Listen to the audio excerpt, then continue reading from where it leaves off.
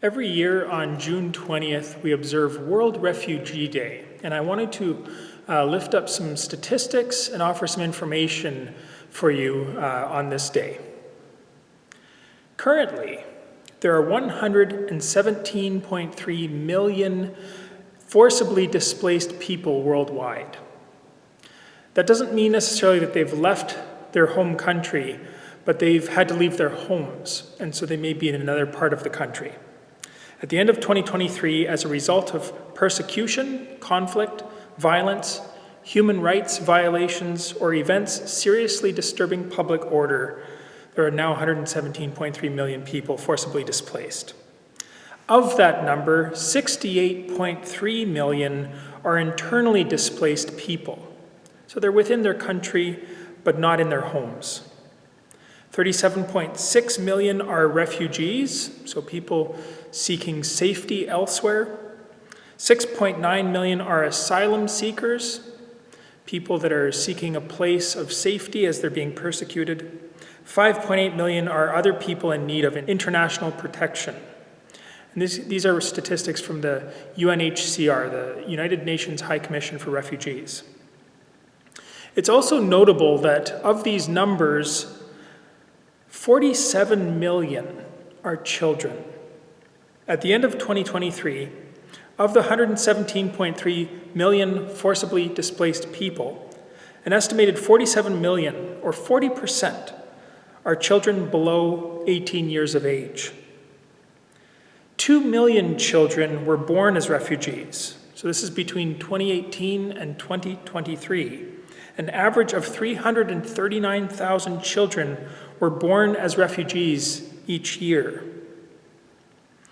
75% of the people who've had to leave their home countries are hosted in low and middle income countries. 3/4 of these folks. Low and middle income countries host 3/4 of the world's refugees and other people in need of international protection. The least developed countries provided asylum to 21% of the total.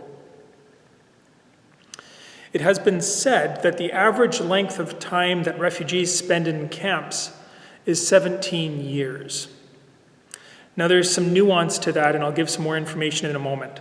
Or we're talking about people, for example, Sudanese refugees fleeing into Kenya to the camp there to find safety. In these camps, they make makeshift cities, really. They include hospitals, they include schools, they include places of worship as well as cemeteries, places for people to be born, places for people to die. So if we're talking about a 17-year average, there are people that are living significant percentages of their lives in these conditions. And they're not necessarily the most stable, but they're more stable and more peaceful than their home country. So if they're in a place like Kakuma refugee camp in Kenya, or maybe the Zatari refugee camp in Jordan, which is home, or at least the new home for lots of people fleeing violence and persecution in Syria. So some more nuance to that statistic. The 17-year statistic comes from a 2004 internal UNHCR report, and it was accompanied by many caveats, which have been lost along the way. The statistic does not refer to camps, since the overwhelming majority of refugees live outside camps. So people, if they can, will go and live with relatives or friends in another country, in a neighboring country a lot of the time. So they're not necessarily all in camps, but they are displaced. It is limited to situations of 5 years or more, so that's where the statistic comes. So it is an average duration on the longest situations, not of all the situations. Most importantly, it refers to the duration of situations, not to the time people have stayed in exile. Every single minute of every day, 20 people around the world make one of the most difficult decisions of their lives. They leave their homes to escape war, persecution, or fear in search of a safer, better life. Each year, 1 in every 78 people is forced to flee their home.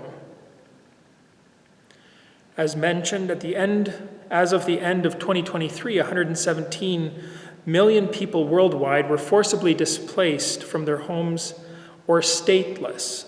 They fled because of persecution, war, violence, and human rights violations. This marks the largest ever single-year increase in forced displacement since World War II, propelled by war in Ukraine, Gaza, Sudan, and other deadly conflicts. There are many reasons why people around the globe seek to rebuild their lives in a different country. Some people leave home to get a job or an education. Others are forced to flee persecution or human rights violations, such as torture. Millions flee from armed conflicts or other crises or violence. Some no longer feel safe and might have been targeted just because of who they are or what they do or believe. For example, for their ethnicity, their religion, sexuality, or political opinions. As we observe World Refugee Day on June 20th, may we become aware of the gift of peace and security in our lives. May we open our hearts and our homelands to those seeking places of safety and refuge. Peace be with you.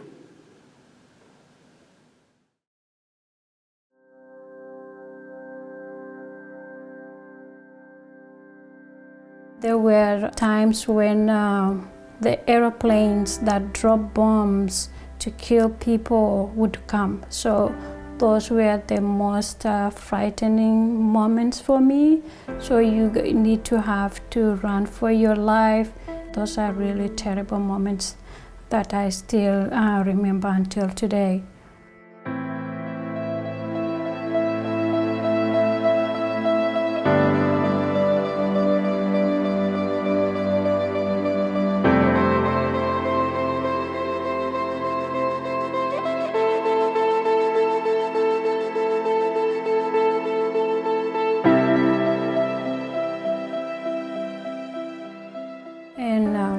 I went home to see my family members. So it was really wonderful. But again, unfortunately, in 2013, December, another war broke out and I had to flee my home the second time and come back to Uganda.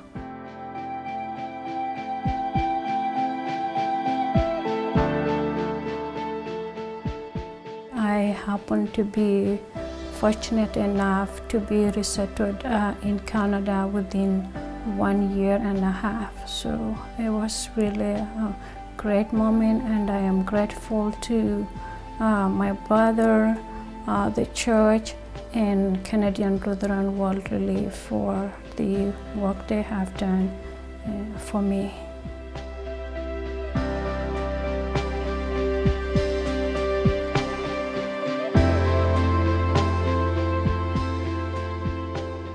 This job requires a lot of time, and the most happiest moment is when the people or the newcomers arrive to Canada and they are able to be reunited with their families.